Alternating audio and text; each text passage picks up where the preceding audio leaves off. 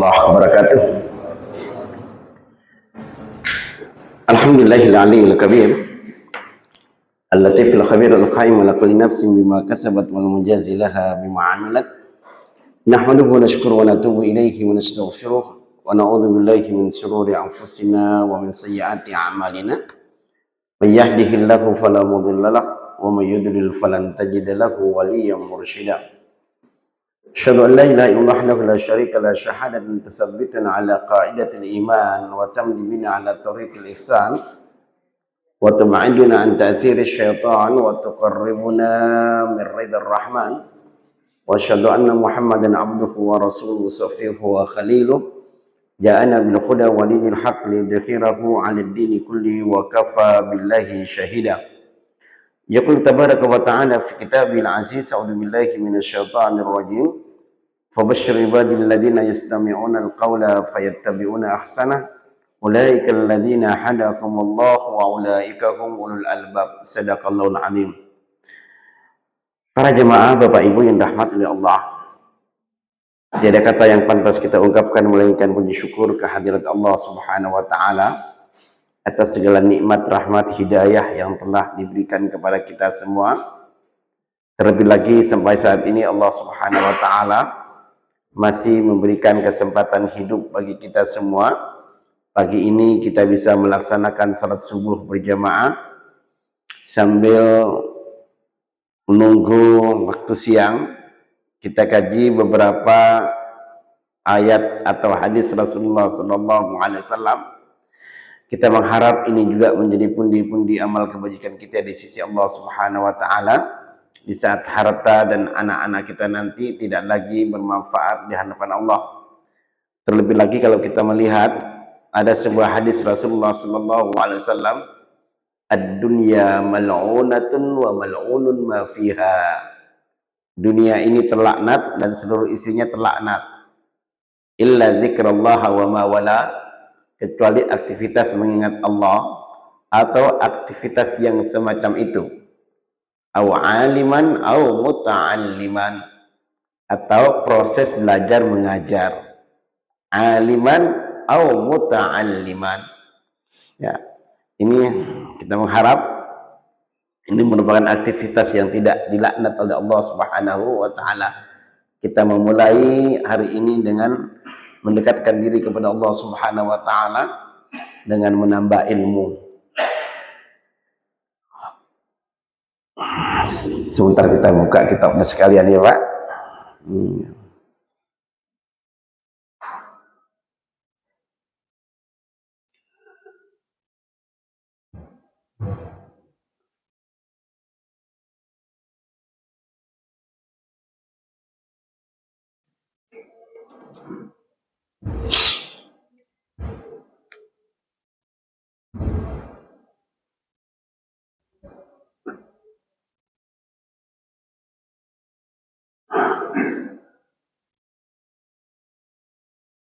Ya, enggak keluar. Bapak Ibu, kemarin kita sudah sampaikan ada beberapa istilah di dalam Al-Quran Karim yang sering kita dengar, yaitu tentang apa yang disebut dengan zikir. Fadhkuruni adzkurkum washkuruni wa la takfurun. Ini merupakan hukum kausalitas sebab-sebab ya. Kalau kita ingat Allah, Allah pasti ingat sama kita. Kalau kita ingat Allah, Allah itu akan ingat kepada kita. Begitu juga kalau kita berdoa kepada Allah Subhanahu wa taala, doa kita akan dikabulkan. Ud'uuni astajib lakum. Kemudian di dalam ayat yang lain, la in syakartum la azidannakum. Kalau kamu pandai bersyukur, kami akan tambah nikmatku. Itu kata Allah Subhanahu wa taala. Itu hukum sebab akibat. Kalau kita mau ingat Allah, Allah akan ingat kepada kita. Kalau kita mau berdoa kepada Allah, Allah pun akan kabulkan doa-doa kita. Enggak ketemu ya keluar ini.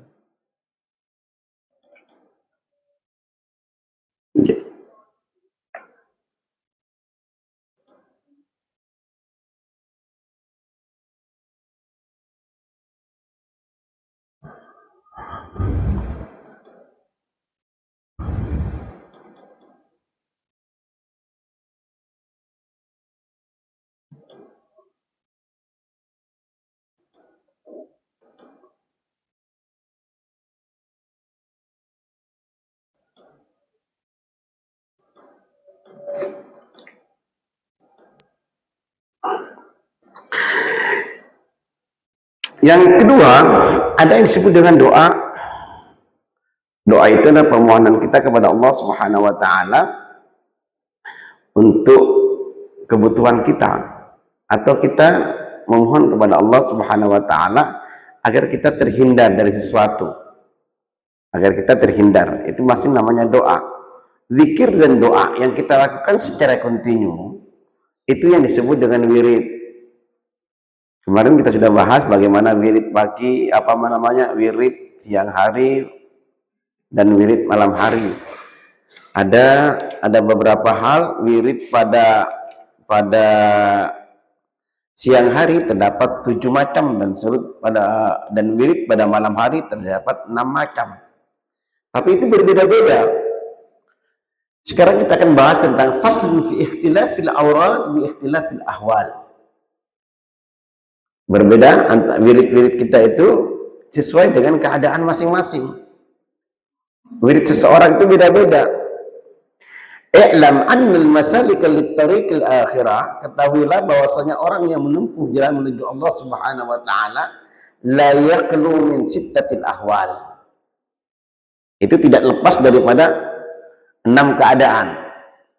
Orang yang menuju Allah Subhanahu wa taala dalam rangka menggapai ridha Allah Subhanahu wa taala, ini enggak lepas daripada 6 keadaan. Imma ayyakuna abidan, boleh jadi orang itu sebagai seorang ahli ibadah. Ya, imma ayyakuna abidan aw aliman aw muta'alliman.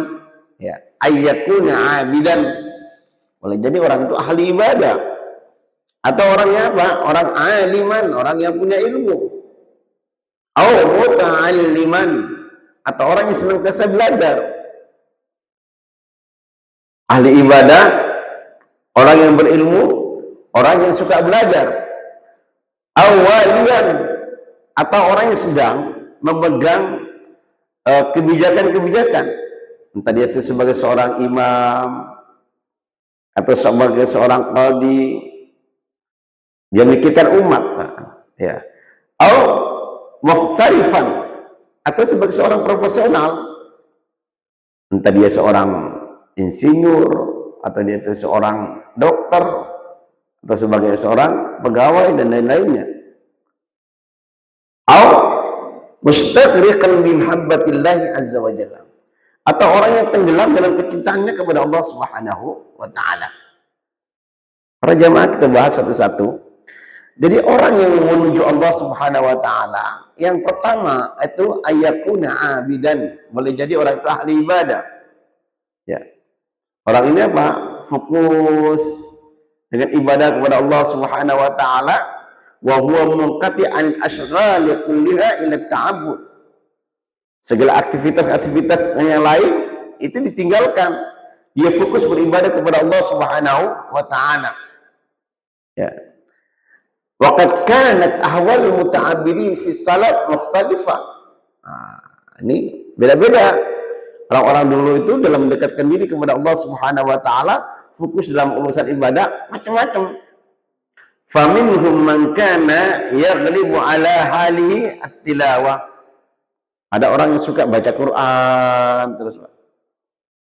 Ya. Sukanya baca Quran. Ya. Sampai dia tamat apa dalam satu hari bisa menamatkan 30 juz. Bahkan ada yang tamat sampai 2 kali. Ya, fokus beribadah kepada Allah Subhanahu wa taala. Ada juga wa kana fihi may yuksiru tasbih. Ya. Ada yang suka bertasbih. Ya, ada yang suka tasbih, berzikir begitu. Ini ya. Ada juga yang apa? Wa minhu may yuksirus shalah. Ada yang memperbanyak salat, Pak. Jadi salat itu yang wajib kan cuma 5 kan. Tapi ada salat sunnah macam-macam. Ini ada orang yang mendekatkan diri kepada Allah Subhanahu wa taala dengan memperbanyak salat. Ada juga yang memperbanyak tawaf. Wa minhum may yuksiru tawaf bil bait. Ada juga yang memperbanyak tawaf di Baitullah.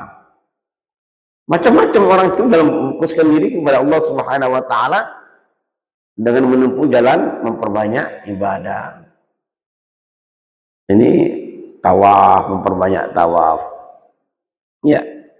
Ada sebuah pertanyaan, ini kalau kita melaksanakan ibadah haji, melaksanakan ibadah umroh, apa yang perlu kita perbanyak di sana? Ada sebagian orang banyak baca Al-Quran di Masjidil Haram, di Masjid Nabawi, ya. Ada juga yang memperbanyak sholat-sholat, ya. Bahkan ada di jamaah kita itu, di masyarakat kita ada pandangan selama masih di Mekah memperbanyak umroh. Bahkan ada iklannya itu, Pak. Ya, bayar umroh sekali, umrohnya beberapa kali. Pagi umroh, malam umroh. Alasannya apa? Mumpung di Mekah. Nah, haji mumpung semacam ini perlu kita pertanyakan kan gitu. Ya, memperbanyak tawaf. Ya, kayak salah seorang ulama Saudi ditanya, apa yang bisa kita lakukan selama di sini? Kata beliau, kalau kamu masih mampu, kuat, ya, itu perbanyaklah tawaf. Perbanyaknya tawaf. Kalau baca Quran kan bisa baca di sini, Pak. Perbanyak sholat juga bisa kita lakukan di Indonesia. Tapi kalau memperbanyak tawaf kan nggak mungkin. Ya, bisanya di Masjidil Haram. Kalau memperbanyak umroh masih ada persoalan di kalangan ulama itu. Apakah kita tuh ketika umroh melaksanakan umroh berkali-kali atau bagaimana? Ya, kecenderungan ulama-ulama Saudi mengatakan enggak. Ketika kita melakukan umroh itu, umrohnya itu sekali perjalanan. Ya, walaupun ini ada silang pendapat, saya sampaikan Pak ini. Apa namanya? Orang-orang Saudi itu mempunyai pandangan orang melaksanakan ibadah umroh itu sekali perjalanan, bukan satu perjalanan, kemudian berkali-kali. Lalu kita pakai apa namanya, haji mumpung di Mekah ini. Ya, kayak gini. Kenapa? Karena di dalam riwayat tidak terdapat Rasulullah ketika di Mekah itu berumrah beberapa kali. Begitu juga sahabat-sahabat juga berumrah beberapa kali, tidak. Ya, sekali perjalanan saja. Jadi kalau kita mau memperbanyak itu, ya perbanyak tawaf, Pak. Kalau kita punya tenaga, memperbanyak tawaf. Yeah. Bapak Ibu yang rahmati Allah. Yang kedua, ada orang mendekatkan diri kepada Allah Subhanahu wa taala. Yang kedua adalah al-alim.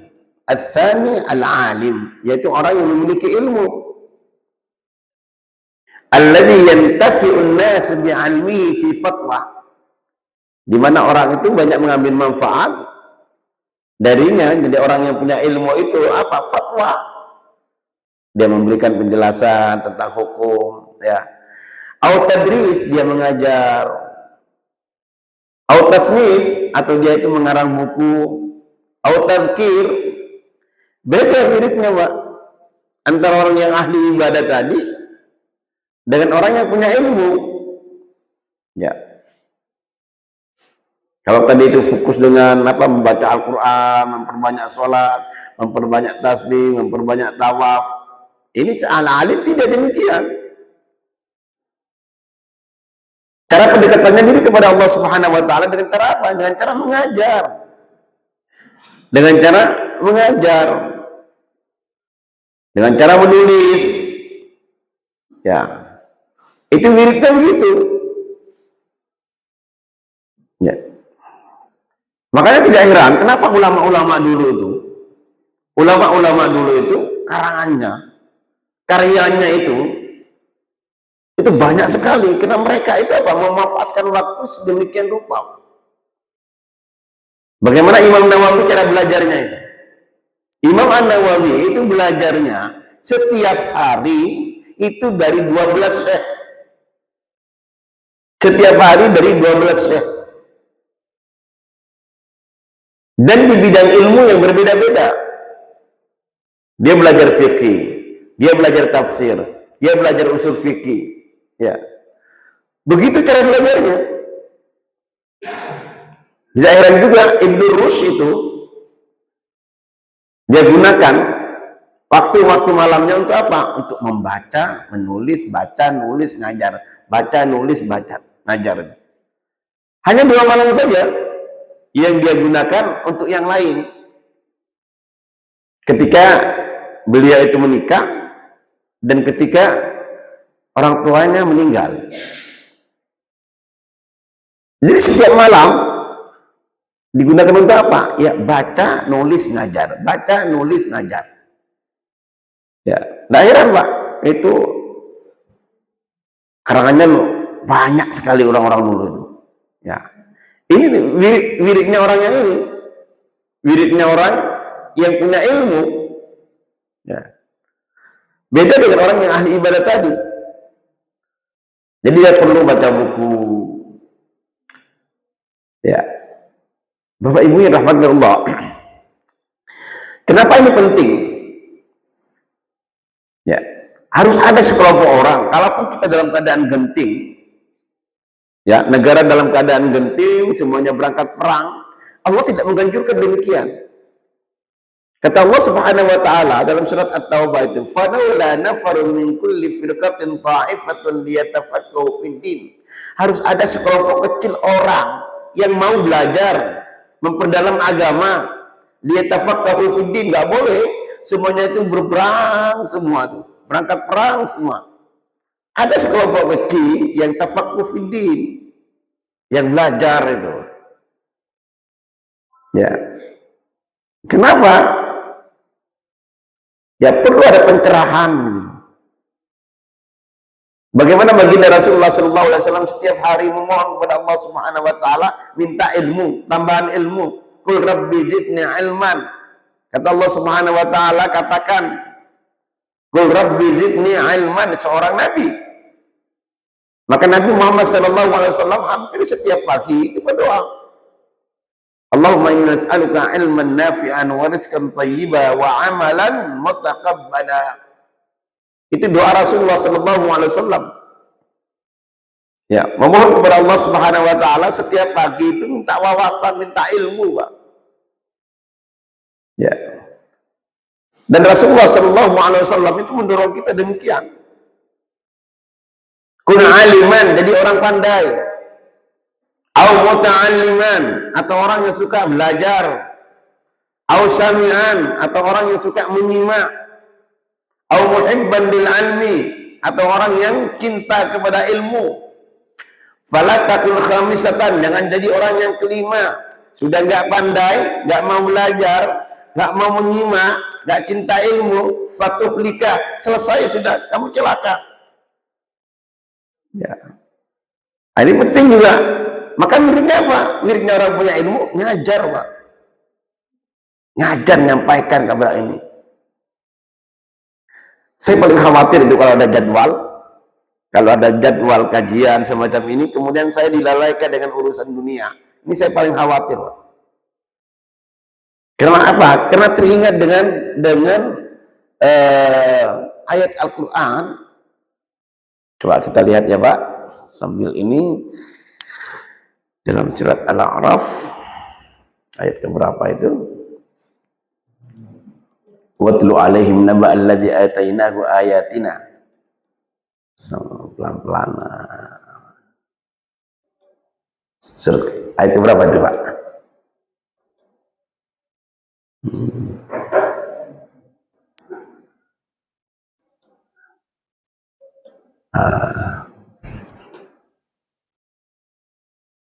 Enggak ini. Sini ini.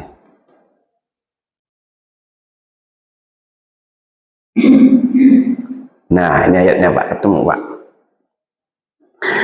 Watlu alaihim.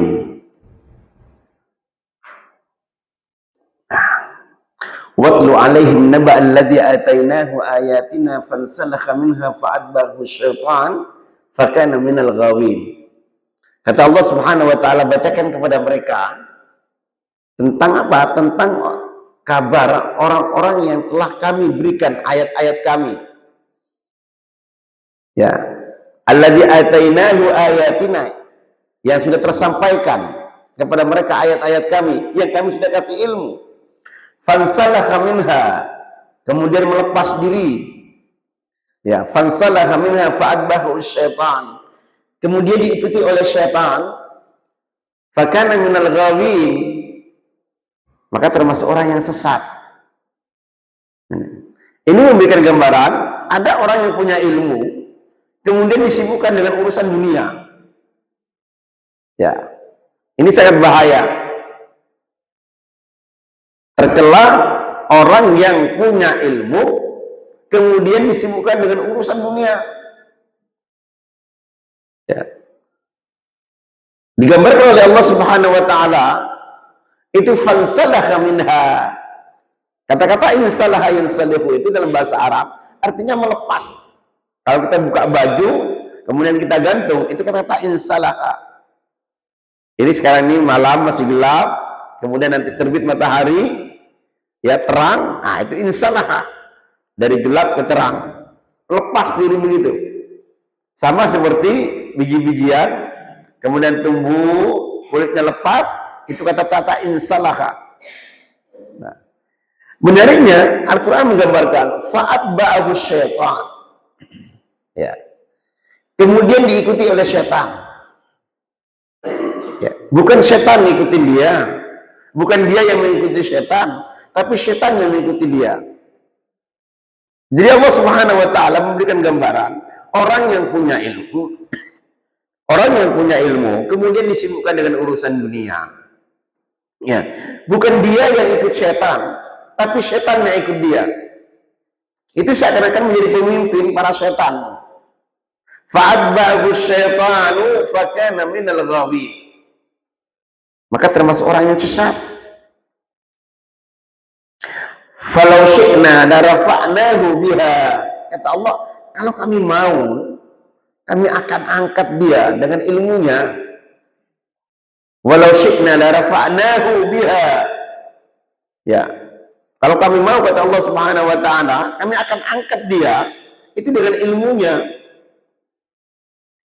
Dan dalam ayat yang lain, yarfa'ullahu alladhina amanu minkum walladhina utul 'ilma darajat, Allah mengangkat derajat orang-orang yang beriman dan punya ilmu. Akan tetapi ini apa? Walakinnahu aqrada ilal ardi, tetapi orang ini lebih cenderung kepada urusan dunia. Wattaba'a hawa, kemudian memperturutkan hawa nafsu. Ya, ini orang digambarkan oleh Allah Subhanahu wa taala punya ilmu kemudian disibukkan dengan urusan dunia. Ya, lebih cenderung kepada urusan dunia daripada wiridnya tadi, Pak. Untuk ngajar, untuk nulis, disibukkan dengan urusan dunia. Gambarannya sangat jelek. Na'udzubillahi min dzalik. Famathaluhu kamathalil qalb, maka perumpamaan mereka itu seperti apa? Seperti anjing. In tahmil alaihi yalhas aw tatrukhu yalhas. Ya. Kamu pedulikan dia tetap mengulurkan lidahnya, kamu biarkan dia tetap mengulurkan lidahnya. Gitulah kalau kita lihat anjing itu kan selalu ngos-ngosan ya. Kita biarkan tetap ngos-ngosan, lidahnya itu menjulur terus, Pak. Ya. Itu menggambarkan orang yang punya ilmu, sibuk dengan urusan dunia, capek dia. Capek dia itu. Dzalika mathalul qaumil ladzina kadzdzabu biayatina. Demikianlah perumpamaan orang-orang yang mendustakan ayat-ayat kami. Ya. Punya ilmunya tapi tidak mau aktif di bidang itu. Faqsusil qasas la'allahum yatafakkarun. Ceritakan. Maka saya paling khawatir dengan ayat ini, Pak. Ya, kalau ada jadwal kajian, kemudian saya disibukkan dengan urusan dunia, ini saya paling khawatirkan. Ya. Maka kalau tidak ada udzur syar'inya, ya kita harus ini punya tanggung jawab al-alim. Bagaimana mendekatkan diri kepada Allah Subhanahu wa taala dengan cara itu, dengan cara ngajar. Ya. Bapak Ibu yang rahmati Allah, yang berikutnya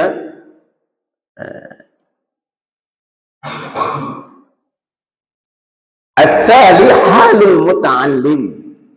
Ya. Kondisi yang ketiga, orang yang mendekatkan diri kepada Allah Subhanahu wa taala dengan cara apa? Dengan cara belajar. Dengan cara belajar. Fa inna at-ta'alluma afdal min al-mutashaghil bil adhkar wan nawafil. Fa innal muta'allim afdal min at-tashaghil bil adhkar wan nawafil. Orang yang belajar itu lebih utama daripada dia itu menyibukkan diri dengan apa? Amalan-amalan yang sunnah. Dengan amalan-amalan yang sunnah. Belajar itu lebih baik daripada menyibukkan diri dengan amalan-amalan yang sunnah. Ya. Bapak Ibu yang rahmatnya Allah, pernah satu ketika seseorang bertanya kepada baginda Rasulullah SAW, ya Rasulullah, ini ada dua orang ya Rasulullah. Yang satu ahli ibadah, yang satu orang pandai. Apa komentar Rasulullah SAW? Perumpamaan orang-orang yang ahli ibadah dengan orang-orang yang memiliki ilmu itu sama dengan diriku dengan orang-orang yang paling rendah di antara kalian.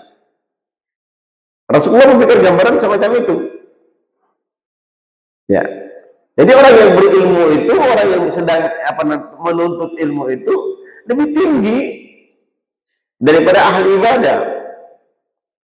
Dan sebagai catatan kaki, ya, orang yang beribadah tanpa tahu ilmunya itu bahaya.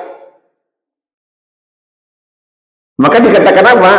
Al-ibadatu bila ilmi kas-safari bila dalil. Orang yang melaksanakan ibadah kemudian tanpa tahu ilmunya itu bagaikan seorang musafir tanpa GPS, Pak. Tanpa petunjuk, tanpa guide. Asal jalan saja. Apa yang terjadi? Capek kita, lelah. Yang seharusnya perjalanan bisa ditempuh 1 jam, karena nggak ada petunjuknya, muter-muter bisa seharian itu. Capek. Maka penting ilmu. Maka kita Mukhtasar Minhajul Qasidin ini, Imam Al-Ghazali yang sudah membagi 4 bagian. Bagian seperempat pertama bicara tentang al-ibadah, tentang ibadah. Seperempat kedua bicara tentang al-adat, adat istiadat. Seperempat ketiga Imam Al-Ghazali bicara tentang apa? Tentang al-muhlikat, hal-hal yang membinasakan. Seperempat keempat Imam Al-Ghazali bicara tentang al-munjiyat. Tapi yang menarik, sebelum Imam Al-Ghazali bicara tentang al-ibadat, dia bicara tentang keutamaan ilmu. Bicara tentang keutamaan ilmu. Itu artinya apa? Artinya orang melakukan ibadah tanpa tahu ilmunya itu lebih mudarat. Dia punya semangat saja. Maka boleh jadi orang itu akan terjatuh kepada perbuatan bid'ah. Ya, dan perbuatan bid'ah ini lebih disukai oleh iblis daripada perbuatan maksiat. Alasannya apa? Karena orang melakukan maksiat itu dia sadar, Pak. Sadar, ini maksiat. Tapi orang melakukan bid'ah itu tidak sadar. Karena bid'ah itu adalah untuk mendekatkan diri kepada Allah Subhanahu wa taala. Selama dia itu tidak tahu ilmunya, maka dia akan tetap melakukan. Dan kita lihat, semakin banyak bid'ah dilakukan, semakin sunnah ditinggalkan. Semakin banyak bid'ah dilakukan, semakin banyak sunnah yang ditinggalkan. Lebih disukai, Pak. Rasulullah SAW itu mewanti-wanti kita agar apa? Agar agama ini tidak ditambah, tidak dikurangi. Agama itu adalah ittiba, bukan ibtida. Persoalan agama itu adalah ittiba, ngikut. Nggak dituntut kita, Pak. Berpikir kreatif nggak dituntut itu. Dalam urusan agama. Apalagi dalam urusan ibadah mahdhah. Ya. Kita masih sholat subuh ini kok cuma 2 rakaat ya. Padahal kita masih seger ini. Kemudian kita tambah menjadi 4 rakaat atau menjadi 8 rakaat. Yang sholat duhur kita kurangi, capek-capek kerja kalau 4 rakaat, ganti 2 rakaat umpamanya. Nah ini nggak bisa kita semacam itu. Ya, agama itu adalah ittiba, halul muta'allim. Ini yang ketiga, belajar, Pak. Hadir dalam masjid-masjid keilmuan, ya.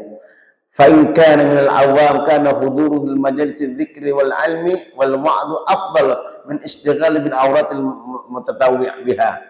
Jadi orang-orang hadir dalam majelis keilmuan itu lebih utama daripada apa? Daripada dia itu menyibukkan diri dengan apa? Amalan-amalan yang sunnah. Ya, ini hal-hal yang muta'al. Yang berikutnya adalah al-wali. Ya. Orang itu bisa mendekatkan diri kepada Allah Subhanahu wa taala dengan tanggung jawab yang dia berikan. Yang Allah telah amanahkan kepada mereka sebagai seorang pimpinan. Ya, dia harus apa? Memikirkan kesejahteraan. Pak Lurah umpamanya, kita kasih contoh Pak Lurah. Pak Lurah itu di kantor, Pak, mikirin umat.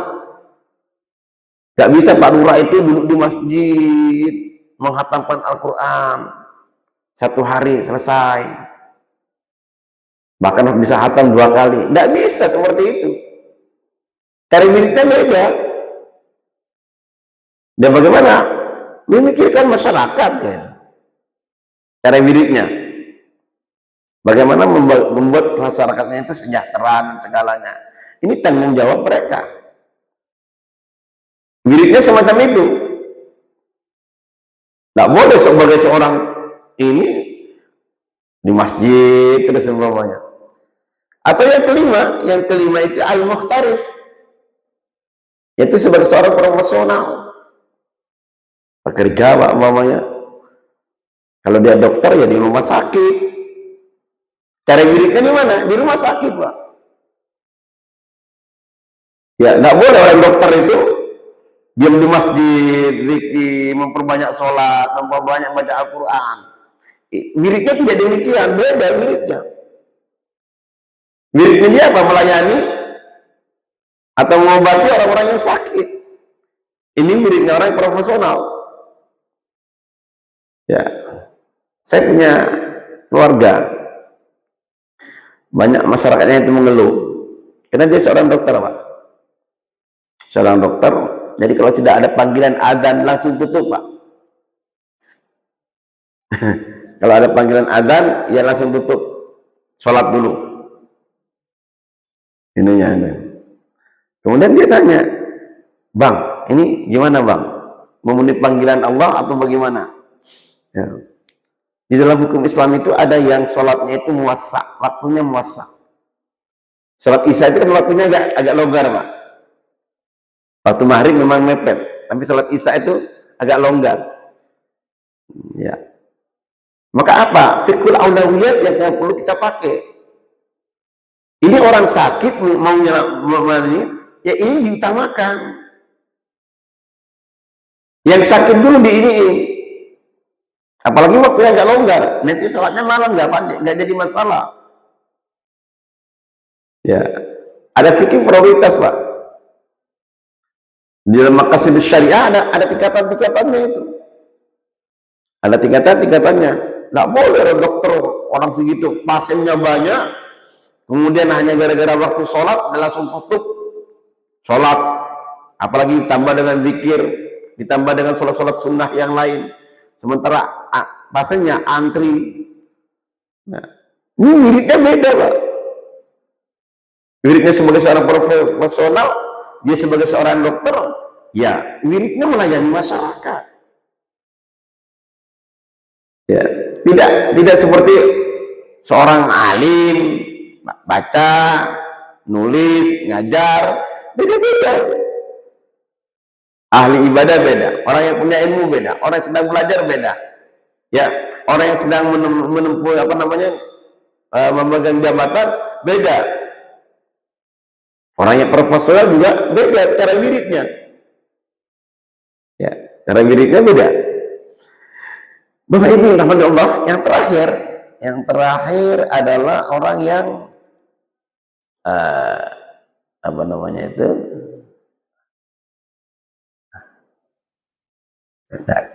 ke sini di sini. As-sadis al-mustaqid bi mahabbatillahi subhanahu wa ta'ala, yaitu orang yang tenggelam dalam kecintaan kepada Allah subhanahu wa ta'ala. Ini sudah tingkat tinggi, Pak. Apapun yang dia lakukan, ya, dia itu apa? Kecintaannya kepada Allah subhanahu wa ta'ala luar biasa. Wa wirdu ba'dal maktubat hudurul qalbi ma'allah. Jadi apa ya? Hatinya senantiasa hadir untuk Allah subhanahu wa ta'ala di mana saja dia berada. Ya, ini pendekatan yang keenam ini adalah orang yang luar biasa, mendekatkan diri kepada Allah subhanahu wa ta'ala, hadir, senantiasa hadir, ya. Dan ini adalah puncak. Itulah Rasulullah sallallahu alaihi wasallam.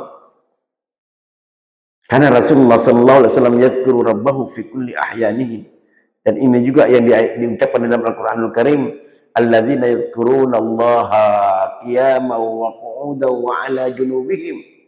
Orang-orang yang senantiasa mengingat Allah dalam keadaan berdiri, dalam keadaan duduk, dalam keadaan berbaring. Ya, ini tenggelam dalam kecintaannya kepada Allah subhanahu wa ta'ala. Bapak Ibu yang rahmatullah dan kena, barangkali inilah beberapa hal berkaitan dengan orang bagaimana wirid-wirid mendekatkan diri kepada Allah subhanahu wa ta'ala, tidak lepas daripada 6 hal ini. Boleh jadi dia ahli ibadah, boleh jadi dia sebagai seorang yang punya ilmu, atau boleh jadi dia itu orang yang sedang semangat belajarnya luar biasa, atau orang yang sedang diamanai suatu amanah oleh Allah subhanahu wa ta'ala sebagai seorang pimpinan, sebagai seorang lurah, RT dan segalanya, ya, punya tanggung jawab semacam ini. Atau sebagai seorang profesional, ya, kita contohkan dari dokter itu nggak boleh, Pak, lama-lama di masjid nggak boleh, Pak, ya, ada wiridnya beda, ya. Bapak Ibu yang rahmati Allah, ini ada soal jawab, Pak. Oke, silakan, Pak, kalau ada. Ya. Bismillahirrahmanirrahim.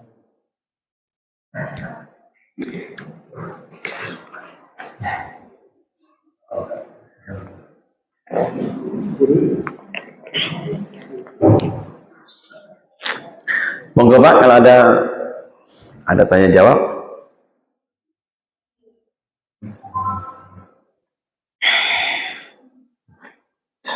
Ya, saya kira nggak ada, ya. Kita tutup pertemuan kita pagi hari ini dengan doa kafaratul majlis. Astaghfiruka wa atubu ilaik. Assalamualaikum warahmatullahi wabarakatuh.